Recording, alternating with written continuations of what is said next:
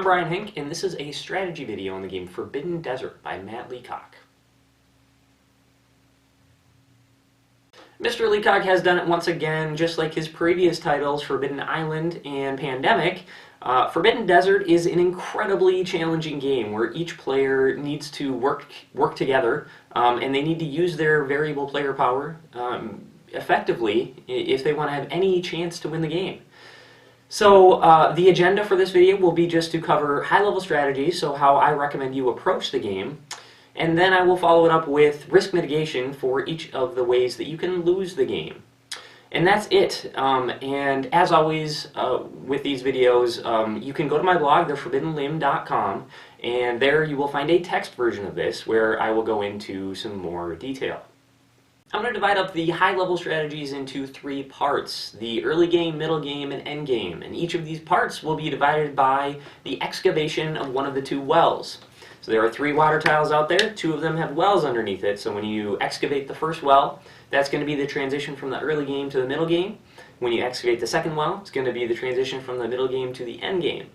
So that's how I'm going to talk about it. So early game. The first thing you want to do is you want to set a meeting point. And that meeting point should be on one of those water tiles. So everybody's going to go out, they're going to excavate tiles, and then they're going to meet back at that meeting point, usually after about 3 or 4 rounds of turns. So once you have your meeting point set, then you can excavate the tile of the helicopter so that you can get an equipment cart, because getting these equipment carts will help you plan the rest of your game. So, in the early game, if you do happen to get a terrascope, that's great, because now you can terrascope the meeting point tile and make sure that there's a well there. If there isn't, that's okay. You're going to have to change your plans, but now you know that the 2 wells are in the 2 other water tiles. So now you can choose a new meeting point there. So that meeting point will allow everybody to scatter, start excavating, and then just stay, after about 2 rounds of turns, just make sure you are within 4 squares of that meeting point, so that if somebody gets low on water, you don't find tunnels that you can hide in, then you can get back to that meeting point within 1 turn and excavate a well pretty quickly. At the beginning of the middle game, you should have just excavated your first well. Now you can continue with your exploration. But at this point, you should choose a second meeting point. And hopefully by now you know where the second well is, and that can be your meeting point. But if you don't, you're still down to just 2 water tiles. Just choose one, and for now, everybody can plan on that being the second meeting point. And then hopefully in the middle game at some point you get a terrascope and you can confirm that that actually is the well. Now everybody can split up and go to areas where there are still some unexcavated tiles, and you should do this with the assumption that you're going to have to get to all of these. Hopefully you find all the clues in the landing pad and all the pieces without having to excavate all of the tiles, but I don't recommend having that mindset.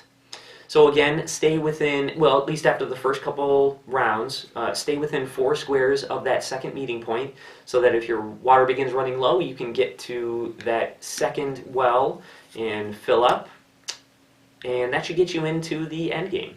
Here you still probably have a couple pieces left to find, get to that landing pad.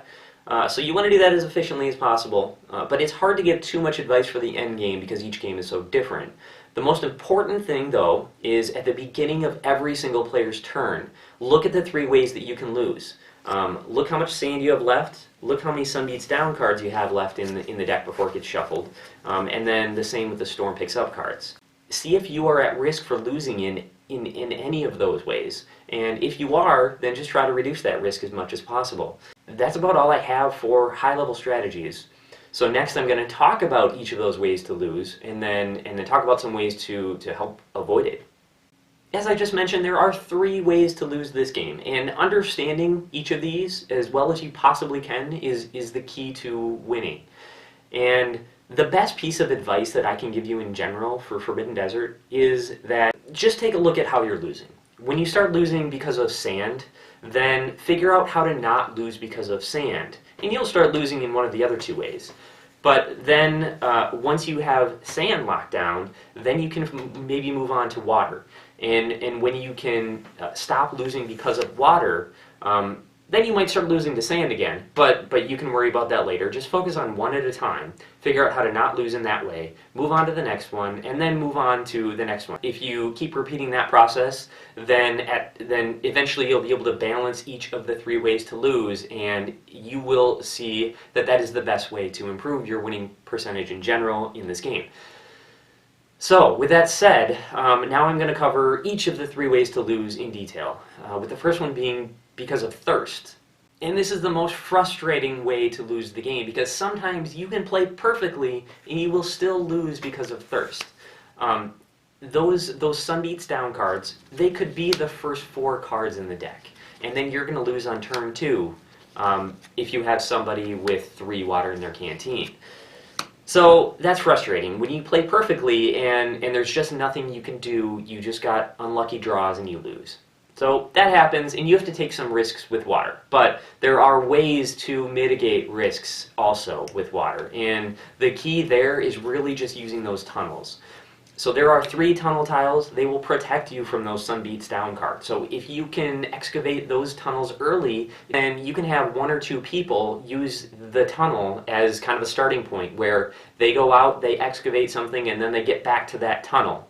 And then they end their turn in the tunnel, they're protected from the sun. This is even more important the more players that you have in the game, because the more players, the more storm cards will be flipped over before it gets to your turn again. So the more important it is to be protected. The next most common way to lose is because of sand, running out of those sand tiles. And this one is pretty easy to fix, though. If you find yourself losing this way frequently, then you need to spend more of your actions just clearing sand. And it's completely okay to use one of your action points to clear sand from an unexcavated tile, even if you don't plan to excavate it anytime soon. Just get rid of sand, and if you see that you are running low on sand tiles, then everybody needs to start doing this, because once it gets to a storm level of 5 or 6, you're not going to be able to keep up unless you get really lucky with the card draws with the sand tiles that are being dropped each turn. If you have an archaeologist on your team, make sure that they know that their primary responsibility is to make sure that you don't run out of sand tiles. They can use a single action to clear off 2 pieces of sand, so that is going to be much more efficient than having your other team members use a single action to clear off a single sand tile. So if you do have an archaeologist, then that will allow you to focus more on the other 2 ways of losing, from thirst or from the storm meter. So basically, if you are losing because of sand tiles, you just need to spend more of your actions clearing sand. It's really as simple as that. The third way that you can lose the game is because of the storm meter. And the storm meter, this really just boils down to not being as efficient as you possibly can be. So you might be spending too much of your time sitting in tunnels instead of clearing sand and excavating tiles.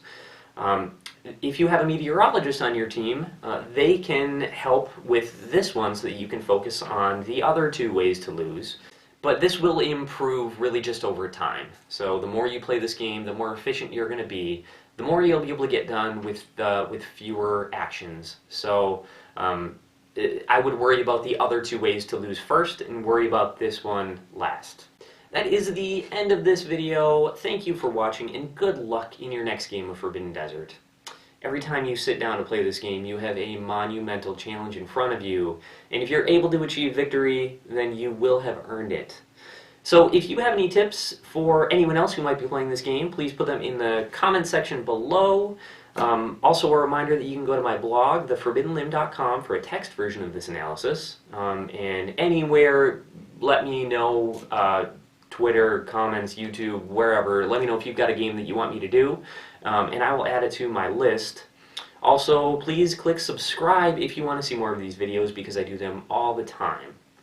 But otherwise, I think that is it, so I will see you guys next time.